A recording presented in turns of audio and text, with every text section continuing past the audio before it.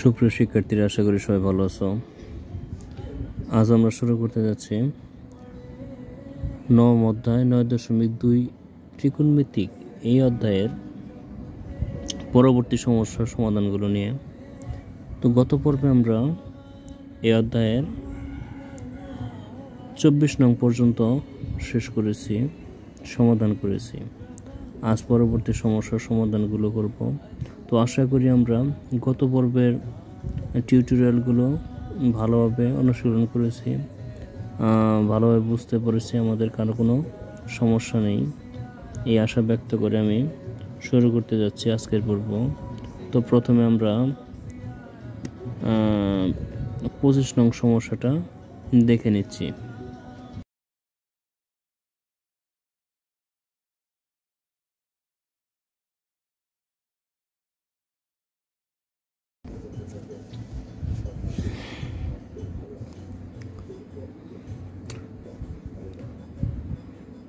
নম্বর 25। তো 25 নম্বরে আমাদের সমাধান করতে বলা হয়েছে 2 sin square theta plus 3 cos theta minus 3 equal 0 যখন থিটা সূক্ষ্মগুণ। আমাদের থিটা এর মান নির্ণয় করতে হবে, কিন্তু কন্ডিশন হচ্ছে আমাদের থিটা এর মান অবশ্যই সূক্ষ্মগুণ হতে হবে, অর্থাৎ 90 ডিগ্রি অপেক্ষা কম হতে হবে। 2 sin square theta plus 3 cos theta minus 3 equal 0। তো এর পূর্বে সমাধান করার সময় আমি বলেছিলাম যে আমাদের সমাধান করা ত্রিকোণমিতিক অনুপাতের সমাধান করার সময় একটা কাজ করতে হবে, সেটা হচ্ছে হয় সবগুলো একই অনুপাতে নিয়ে আসতে হবে। এইখানে খেয়াল করো 2 sin square theta plus 3 cos theta, তো ভিন্ন অনুপাতে আছে, আমাদের দুইটাকে সেম অনুপাতে নিয়ে আসতে হবে। সাইনের সাথে আমাদের কিন্তু স্কোয়ার আছে, অর্থাৎ সাইনের সূত্র প্রয়োগ করে আমরা কস করতে পারবো, কিন্তু কসের মধ্যে কিন্তু কোনো স্কোয়ার নেই। তো কসকে আমরা চাইলেও সাইন করতে পারছি না, সুতরাং আমরা সাইনকেই কস করব। তো বা 2 ইন্টু সাইন স্কোয়ার থিটার সূত্র হচ্ছে 1 minus cos square theta plus বাকি অংশ অর্থাৎ 3 cos theta minus 3 equal 0। এখন এই 2 দ্বারা আমরা 1 minus cos square theta কে গুণ করব। তো 2 দ্বারা 1 কে গুণ করলে হচ্ছে 2 minus 2 দ্বারা cos square theta কে গুণ করলে হচ্ছে 2 cos square theta plus 3 cos theta minus 3 equal 0। এখন আমাদের যোগ বিয়োগ করতে হবে। এখানে cos square theta কিন্তু একটাই আছে, তো সেটা আমরা আগে লিখব minus 2 cos square theta, শুধু cos theta আছে একটা, প্লাস 3 cos theta। এখন সংখ্যা আছে কিন্তু আমাদের দুইটা, এই 2 এবং 3। তো 2 ছিল ধনাত্মক আর 3 হচ্ছে ঋণাত্মক। তো ধনাত্মক এবং ঋণাত্মক সংখ্যা আমাদের কি করতে হবে, মাইনাস করতে হবে। তো মাইনাস 3 থেকে 2 মাইনাস করলে হচ্ছে 1। আমাদের ঋণাত্মক সংখ্যার মানটা বড় ছিল, তাই আমাদের বিয়োগফলও ঋণাত্মক, তো ইকুয়াল 0। এখন ফার্স্ট যেহেতু আমাদের মাইনাস আছে, তো মাইনাসটা আমাদের কমন নিতে হবে। তো মাইনাস কমন নিলাম। তো মাইনাস কমন নেবার পর 2 cos square theta প্লাসে মাইনাসে মাইনাস 3 cos theta মাইনাসে মাইনাসে প্লাস 1 ইকুয়াল 0। তো মাইনাসটা কিন্তু এই অংশের সাথে কি আছে, আমাদের গুণ আকারে আছে। তো মাইনাস যদি আমরা এই পাশে নিয়ে আসি তো কি হবে, ভাগ হবে। আর 0কে কোনো কিছু দ্বারা ভাগ করলে কি হয়, 0 হয়। তো মাইনাসটা এই পাশে ভাগ হয়ে 0 হয়ে গেল। 2 cos square theta minus 3 cos theta plus 1 equal 0। তো এখন আমরা মিডল ফ্যাক্টর করব। তো মিডল ফ্যাক্টরের নিয়মটা কি বলছিলাম, গত পর্বে আমরা মিডল ফ্যাক্টর করেছিলাম, বলেছিলাম যদি প্রথম সংখ্যার সাথে কোনো সহগ থাকে তো সহগ দ্বারা অবশ্যই আমাদের লাস্ট ডিজিটকে গুণ করতে হবে। তো গুণ করে যে মান পাওয়া যাবে সেই মানের মিডল টার্ম করতে হবে। আর এটা যেহেতু লাস্ট ডিজিট কি আছে আমাদের ধনাত্মক, অর্থাৎ মাঝখানের সংখ্যাটা আমাদের যোগ করে মিল করতে হবে। তো 2 দ্বারা 1কে গুণ করলে আমাদের 2 হয়। তো 2 এর মিডল ফ্যাক্টর মাঝখানে কিন্তু আমাদের 3 দরকার। তো 2 আর 1 হবে আমাদের মিডল ফ্যাক্টর। 2 আর 1 যোগ করলে হচ্ছে 3 এবং 2 1 গুণ করলে হচ্ছে আমাদের 2। তো আমরা 2 এর মিডল ফ্যাক্টর করছি 2 cos স্কোয়ার থিটা, তো মাইনাস, তো 2 cos থিটা প্লাসে মাইনাসে minus 1 cos theta plus 1 equal 0। এখন খেয়াল করো 2 এবং 1 এর গুণফল হচ্ছে আমাদের 2 এবং 2 cos থিটা আর 1 cos থিটা এই দুটার যোগফল হচ্ছে মাইনাস 3 cos থিটা। তো প্রথম দুইটা সংখ্যার মধ্যে আমাদের কমন যাচ্ছে কি 2 এবং cos থিটা কমন যাচ্ছে। তো 2 cos থিটা কমন নিলে আমাদের এই অংশ দ্বারা এইটাকে প্রথমে ভাগ করব আমরা। তো 2 দ্বারা ভাগ করলে 2 চলে যায়, cos থিটা দ্বারা cos স্কয়ার থিটাকে ভাগ করলে আমাদের একটা cos থিটা থাকে। তো প্লাসে মাইনাসে মাইনাস, তো 2 cos থিটা দ্বারা 2 cos থিটাকে ভাগ করলে অর্থাৎ সেম সংখ্যা দ্বারা সেম সংখ্যাকে ভাগ করলে আমাদের ভাগফল হয় 1।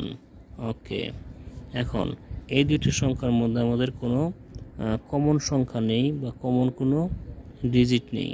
তো এইখানে আমরা কি কমন নেব, শুধু মাইনাস আছে প্রথম মাইনাস, আর কোনো কিছু মিল না থাকলে আমাদের 1 কমন নিতে হয়। তো 1 দ্বারা cos থিটাকে ভাগ করলে cos থিটা প্লাসে মাইনাসে মাইনাস 1 দ্বারা 1কে ভাগ করলে আমাদের 1 হবে ইকুয়াল 0। এখন যে কাজটা করব আমরা, এই কমন নেবার পর আমাদের কিন্তু এই দুইটি সংখ্যা আমাদের ম্যাচ করে গেছে, অর্থাৎ এই দুটোর মধ্যে এখন এই দুইটি অংশের মধ্যে আমাদের কমন নিতে হবে। তো কমন কি আছে এই জায়গায়, কমন আছে cos থিটা মাইনাস 1। তো কমন নেবার পর এই অংশ দ্বারা এই অংশকে ভাগ করলে cos থিটা মাইনাস 1 চলে যায়, থাকছে কত 2 cos থিটা, 2 cos থিটা থাকছে, তারপর কি চিহ্ন আছে মাইনাস। তো এই অংশ দ্বারা যখন এই অংশকে ভাগ করব তো এটা চলে যায়, থাকছে কত 1।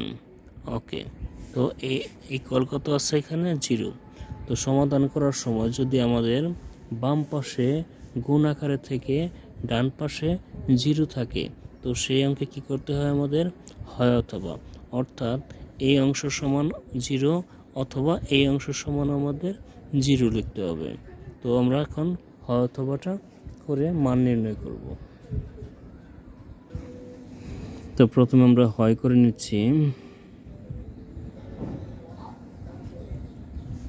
হয় cos থিটা মাইনাস 1 ইকুয়াল 0 বা cos থিটা ইকুয়াল 1, এই পাশে মাইনাস ছিল এই পাশে আসলে আমাদের প্লাস হবে।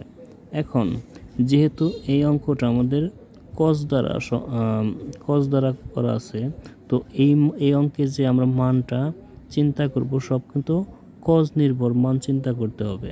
তো এই পাশে তোমার cos ঠিক থাকলো ইকুয়াল 1, cos কত ডিগ্রি মান, অর্থাৎ cos কত ডিগ্রি মান আমাদের 1 হবে। তো cos 0 ডিগ্রি মান আমাদের 1, cos 0 ডিগ্রি। দুই পাশে কিন্তু cos ম্যাচ করে গেছে, সুতরাং থিটা ইকুয়াল 0 ডিগ্রি। তো একটা অংশের মান আমরা পেয়ে গেছি, হয় অংশের মান পেয়ে গেছি। এখন আমরা অথবা করব।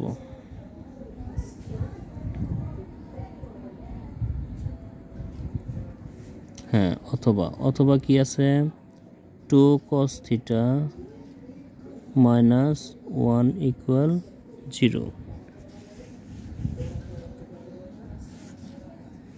ওকে, বা তো 2 cos থিটা ঠিক থাকলো ইকুয়াল 1, এই পাশে মাইনাস ছিল এই পাশে আসলে প্লাস হয়ে আসবে। তো বা এখন 2 কিন্তু কজের সাথে কি সম্পর্ক ছিল? গুণ সম্পর্ক। তো 2 এই পাশে আসলে আমাদের ভাগ হবে। তো cos থিটা ঠিক থাকলো ইকুয়াল 1/2। তো হাফ cos কত ডিগ্রি মান?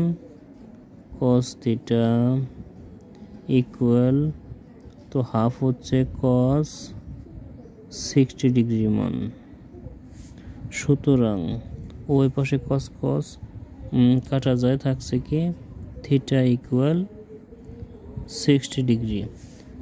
এখন খেয়াল করো, আমরা কিন্তু থিটার দুইটা মান পেয়েছি, একটি হচ্ছে 0 ডিগ্রি এবং অপরটি হচ্ছে 60 ডিগ্রি। আমাদের কন্ডিশন ছিল কি থিটা এর মান নির্ণয় করতে এবং থিটা কিন্তু সূক্ষ্মকোণ হতে হবে। আর এখানে 0 ডিগ্রি এবং 60 ডিগ্রি উভয়ই কিন্তু আমাদের সূক্ষ্মকোণ, অর্থাৎ 90 ডিগ্রি অপেক্ষা ছোট, তাই এই দুটো মানই আমাদের গ্রহণযোগ্য। তো এখন কি লিখব? সুতরাং থিটা ইকুয়াল হচ্ছে 0 ডিগ্রি অথবা থিটা ইকুয়াল 60 ডিগ্রি। তো সমাধান যেহেতু আমাদের সলভড লিখতে হবে। তো আশা করি আমরা এই সমস্যাটা বুঝতে পারছি। তো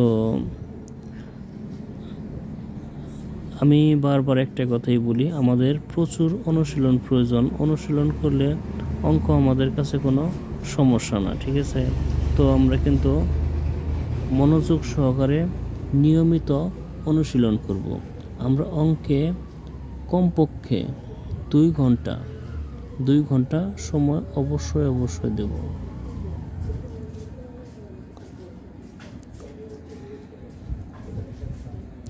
তো এখন পরবর্তী সমস্যাটা দেখে নিচ্ছি।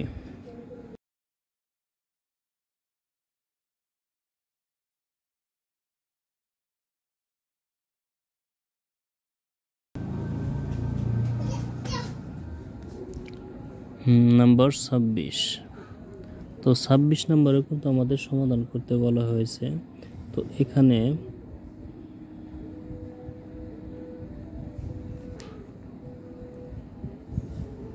দেয়া আছে tan স্কয়ার থিটা মাইনাস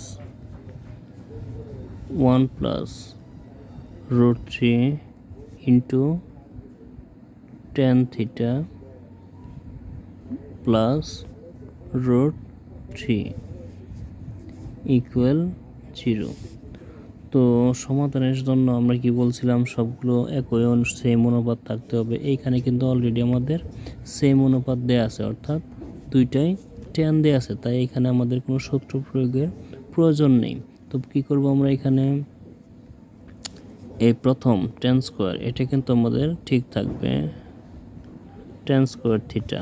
এখন এই tan থিটা এই সংখ্যার সাথে আমাদের কি করতে হবে? গুণ করতে হবে। তো tan থিটা দ্বারা প্রথমে আমরা 1 কে গুণ করব।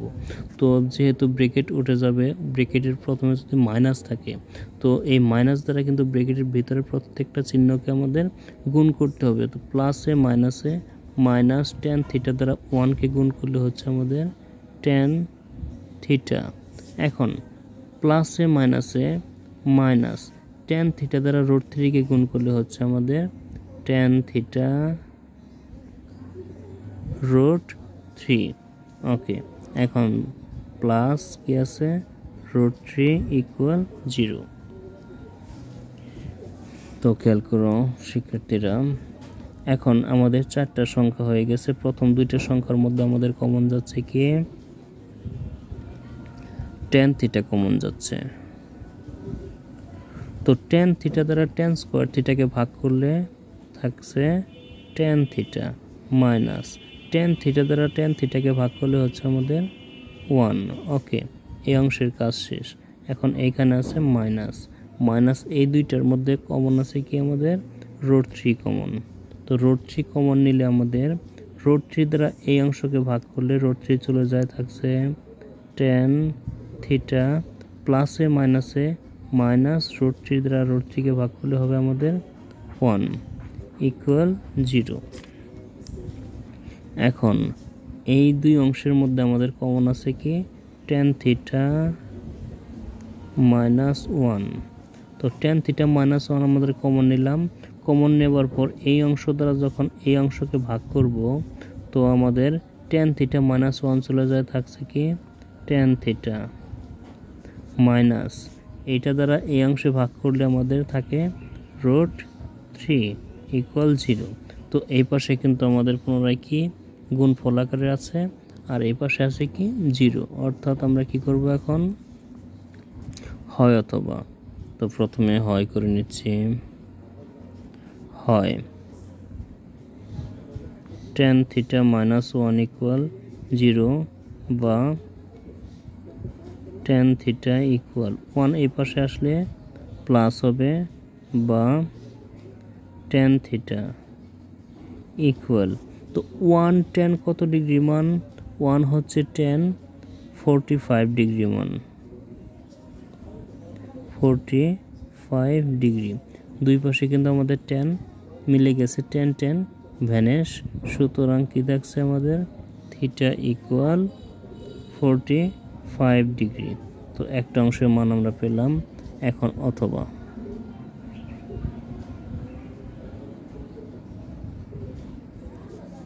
অথবা কি আছে tan থিটা মাইনাস √3 ইকুয়াল 0। এখন বা tan থিটা ইকুয়াল √3 এর পাশে মাইনাস ছিল, এই পাশে আসলে আমাদের প্লাস হয়ে আসবে, বা tan থিটা ইকুয়াল √3 tan কত ডিগ্রি মান, √3 হচ্ছে আমাদের tan 60 ডিগ্রি মান।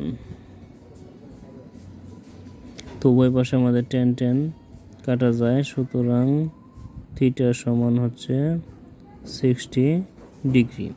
এখন দেখো আমাদের দুইটা মান আমরা পেয়ে গেছি, সুতরাং থিটা সমান 45 ডিগ্রি অথবা থিটা সমান 60 ডিগ্রি, এটাই সলভ। আশা করি আমরা এই সমস্যাটার সমাধান খুব ভালোভাবে বুঝতে পারছি।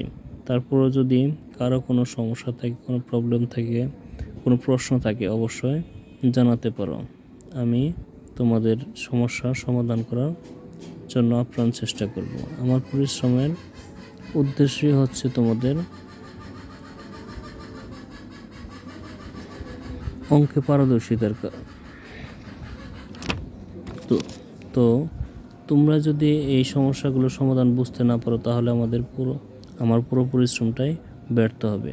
তাই কারো যদি কোনো প্রশ্ন থাকে অবশ্যই জানাবে। তো এখন পরবর্তী সমস্যাটা আমরা দেখে নিচ্ছি।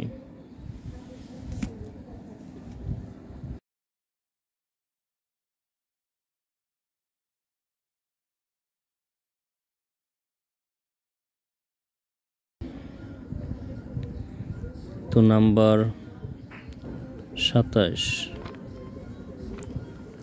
কি দেয়া আছে, 3 cos square 60 degree plus 1/4 cosec square 30 degree plus 5 sin square 45 degree